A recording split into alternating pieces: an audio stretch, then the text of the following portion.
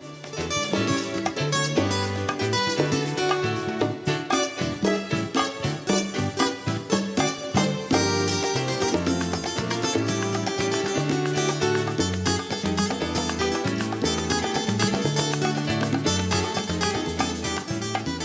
is Perspectivas Latinas, a community service of CAN TV. I'm your host, Juan Carlos Hernandez. G.O.A.L Corp is a unique organization in Chicago with the aim of helping more Latinos become certified soccer officials, but they also help the community become healthier. Mario Cortes, the organization's founder, is here to talk about what inspired him to do this work. Welcome. My name is Mario Cortes. I started doing this organization because at the beginning of my career as a soccer referee, when I started in... When did you start? 1999, I came here to this country and I started coaching a female team in Anaheim, California. In California? So you didn't come to Chicago first? No, it was my second option that I decided to come to visit my nephew. Okay. So when I was in Anaheim, I was coaching the team, and for any reason, the referee didn't show up, and the opponent asked me if I can officiate the game, not having too much time to think about. So we had to define if we are playing or not, and my answer was yes, because it's Even though you were a coach, they allowed you to officiate. Exactly. Wow. So we'll make a deal, and I said, you know what?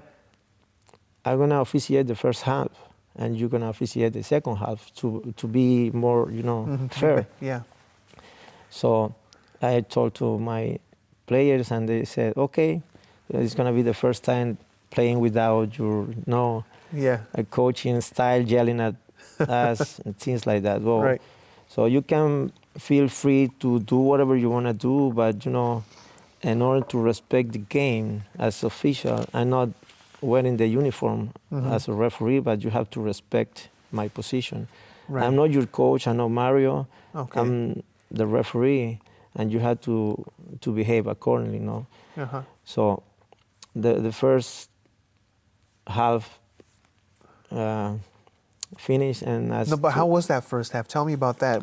Did your players rebel? What happened there? When I was calling some incidental contacts or fouls, or pointing direction of the throwing or kickoff or goal kick, the other team was saying that, hey, he's acting that he's calling the game fairly, but at the end he's gonna call at the favor of his team, blah blah blah. And I was, I don't like the style to do any favors to somebody that I know. Right. So this is my first time doing this job. When I was player, I used to go over the ages with the referees. Okay. Obviously, we are trying to sell some, fouls, or the referee, you have to pay attention to this, he's pushing me, or trying to distract him of his duties, and try to take advantage of the hesitation of the referees. But at the end of the first half, we were winning 2-0. Your team? Yeah, and I was kind of more picky on the players that I'm coaching rather than the opponents, because they sometimes they think that they are able to have advantage, and he's gonna he's gonna favor his team. Forgive me if I foul, or if I commit any misconduct.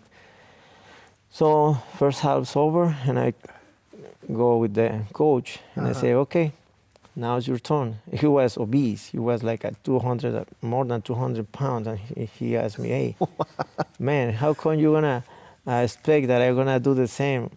Right. Work. Your performance is really good. It's not even close to the truth that you are doing this better than the referees that we have in the league. Okay. So, and I said, okay, what do you want me to do? And he said, please finish the game. I'm gonna pay you your fee. No, I'm not gonna charge anything. I'm enjoying My first time was as a privilege being the authority. Right. And the place that only you can watch the game and follow, tracking the course of the game. Right. And beside of that, you are getting paid. So in that time, the president or the person who was running the league just came there and saw me doing this, new job for me, and he offered me if I wanted to become a referee, they're gonna offer a clinic registration. It's an entry-level clinic for referees, new referees, and I say, hey, I don't have anything to lose. So you went to that and clinic? I decided to How long was it? resident. That was June 2000. Okay. And then after that, I took some license like coaching. I had the F, the mandatory is E, F, and now I have the national coaching license. That helps me a lot because you have to project that image to people that really wants to be part of the game. Then I was planning to attend a clinic, a coaching clinic with a LA Galaxy. Okay. So you were in Los Angeles for a long time? I lived there like 10 months with my sister. And then I had to move.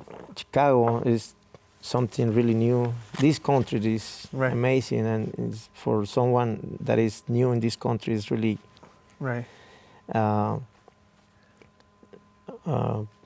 unexpected. So you have to do more things that you used to do at your country. Right. So I came here and was trying to work as a constructor. My brother, I call him my brother, but he's my nephew because he grew up with me when he was 3 years old and was 7. Okay. We So see you're close each other. in age. Yeah, we see each other like brothers or more than family. And then he said, you know what? This is my job. It's like they call the person who puts rival. And then it's things like that. And he said, you know what? You're not going to get any farther with the official career. And I said, I'm not doing this for money. I'm doing this because I have the soccer in my DNA, because I grew up playing, coaching, yelling, celebrating soccer. And, I get registered for, be able to be at the game. So he took me to the Plaza, and he introduced me with Mr. Witron. At the end of this story, he's gonna be the only one that he was my mentor, the only one that he helped me to develop myself, because he always said, you know what, you have to control your temper, because I saw you playing and you are really aggressive. So as a referee, you have to moderate your attitude. And I say, okay. So I was officiating females, youth, adults, and I was here in Chicago alone, or all around? Suburbs and some different cities like San Luis, Iowa, Ohio. So you would travel around a lot? Yeah. And I'm curious, you're already a certified official. You're certified by whom? By U.S. Soccer, or by FIFA? Who are you certified? This is the organigrama. It shows like FIFA, then some confederations like is CONCACAF. And under the CONCACAF we have Mexican, United States, and Central American. And the Caribbean. So United States has its own federation, United States Soccer Federation. Below that we have Illinois Soccer Referees Committee.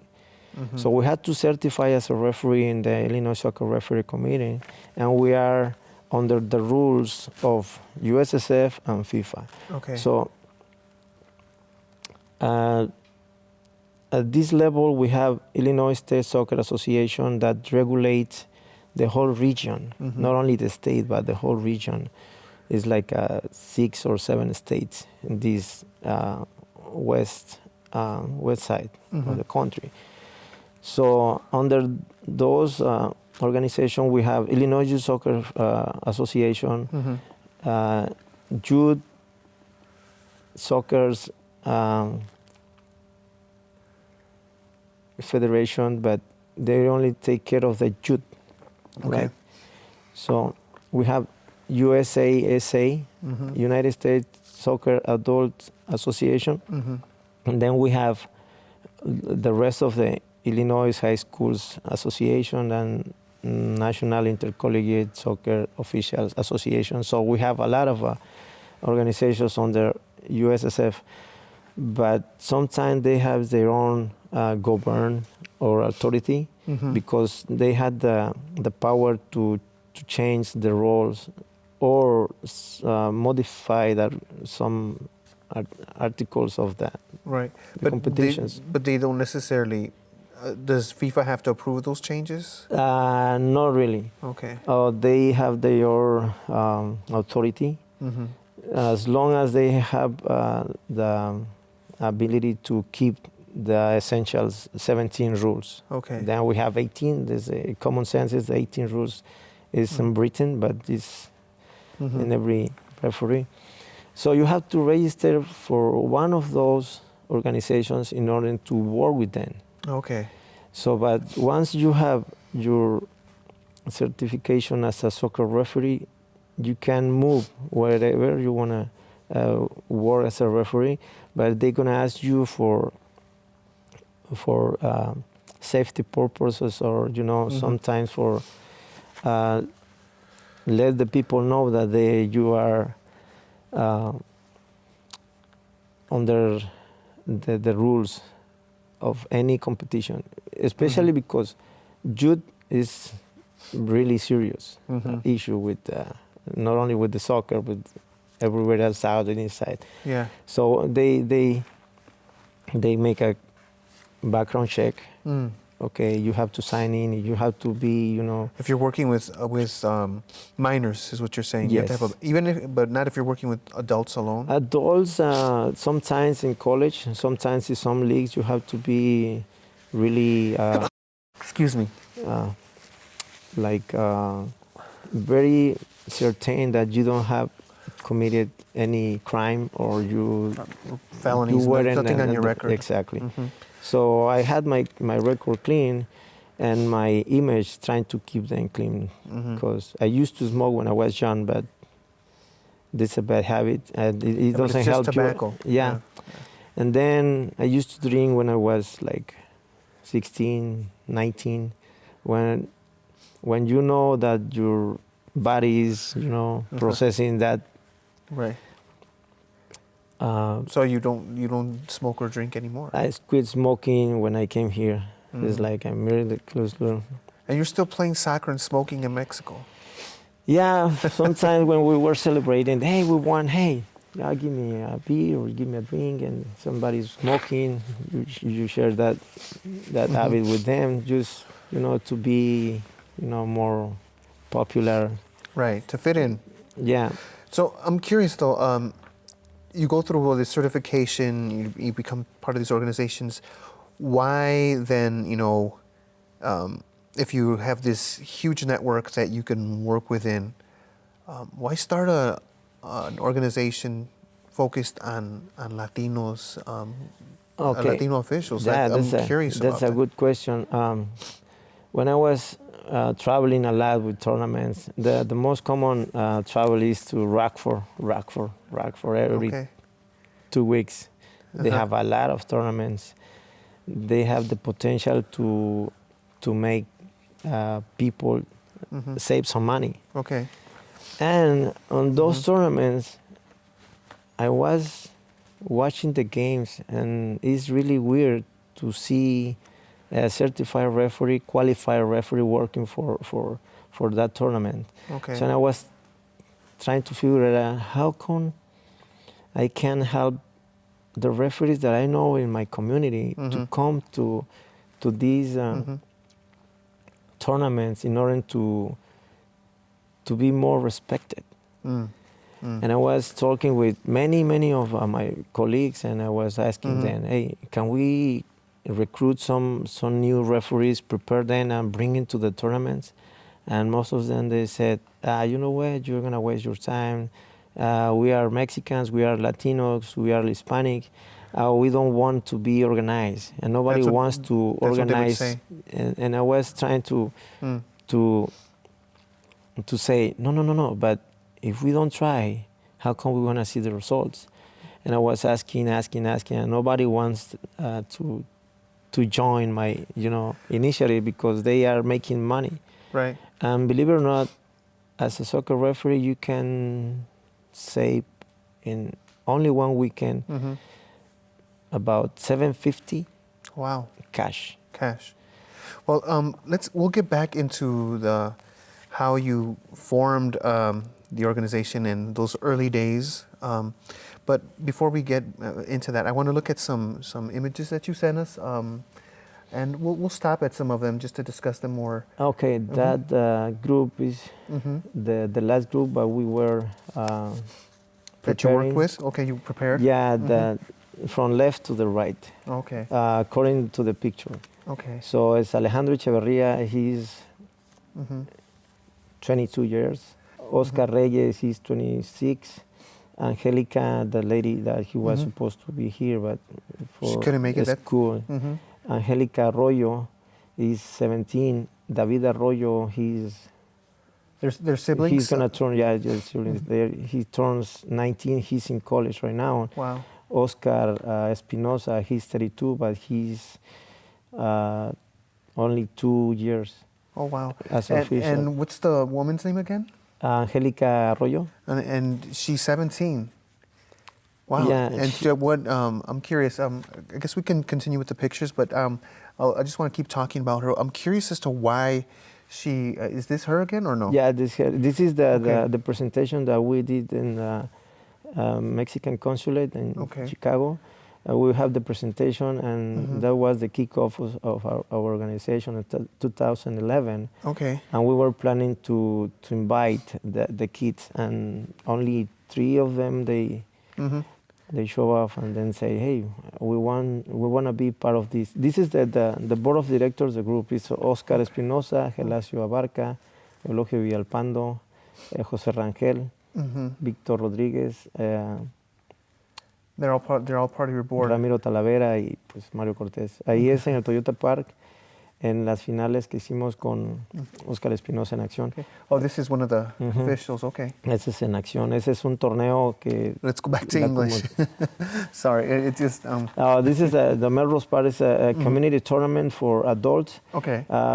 They call that tournament for our health. It's a healthy campaign. Okay. Is to help them to reduce the risk of being, obese, like high blood pressure, diabetes, things like that. And so it's not just about officiating; it's also about health. And definitely, I want to talk about that. And those kids we were promoting and then helping them to become more efficient, more qualified referees. He's 22 and he's 19. Which ones? The ones in the middle?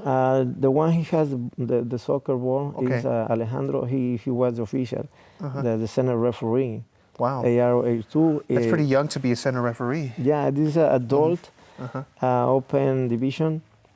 And the other kid is David Arroyo. He was a 4 official. So when we are doing this, we are trying to transmit that we can moderate the temper of the players when they are more, aggressive. They're more than enthusiastic. That picture was Angelica Arroyo just came from practice with. What's this picture? Because I recognize it. It's, I know this is in Pilsen, right? Yeah, this is Benito Juarez soccer field, and the officials is Elba, Carmen, and Yajaira. Okay, they're all women officials. Yeah, and then there was a tournament, a female tournament that we were doing with Alivio Medical Center. Okay. And that's the same concept, trying to keep the females far away from the pressure from family, so they Okay. have that time to enjoy themselves and make some. This is the center. Guy is our instructor, state and national instructor. Is Okay. Paul Rojas is the one. He's always helping me with the materials, instructions, and assessing me how to become a better instructor in order So to you do prepare have them. mentors. It's not, Yeah. Okay, you have people guiding you along and helping you develop. So the guy who in white shirt is from Puerto Rico.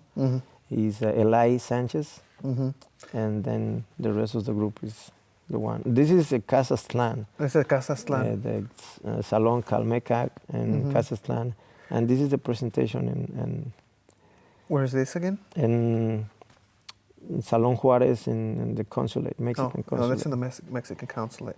So when I started worrying about how to prepare the referees is because It seems as you've done great work, but tell me about what made you finally decide I need to really do this and be. You had talked to your fellow officials, and they were like, "No, us Latinos, us Mexicanos, we just don't get organized." Yeah. To become official in the United States, you only have to go 1 week and Saturday and Sunday, like 16 hours, and now you take your exam, like 100 questions, you pass with 85%, now you are official. That fast. But that's pretty fast. We don't have that course that prepares you for the rest of the life, If you want to be referee for the last 3-5 years, you have to be good enough in interpretations and applications. Okay. So they go really fast with the instructions, and only 2 hours they cover a rule, and nobody is helping you after that. Now you are official, you have to face your own problems. You are on your own, trying to be the referee, and nobody is continuous teaching you how to run your diagonal, how to deal any incidents, or how to resolve any problem. So they always looking at you. You're a referee. You don't know. You miss this, and you have to do this, and they don't give you any particular information or material to. And then we only have criticism and negative from all the referees. And when you are trying to help somebody else, and they confuse them. So, for instance, if I gonna say something to you about the rule number 8, restarts. So we're gonna spend like 2 hours, okay? But if somebody else knows that you were talking about the restarts with me, they're gonna tell you the other version of doing what you're supposed to do, not what I told you, what they think you have to do. So we are under the regulation of the instructions, and that took me like 3 months. 3 months. To be instructor, because they send you an invitation to become instructor now that you are a referee. Okay. But you have to present this exam in English. That was 2006. So now I can say that I speak more English than then.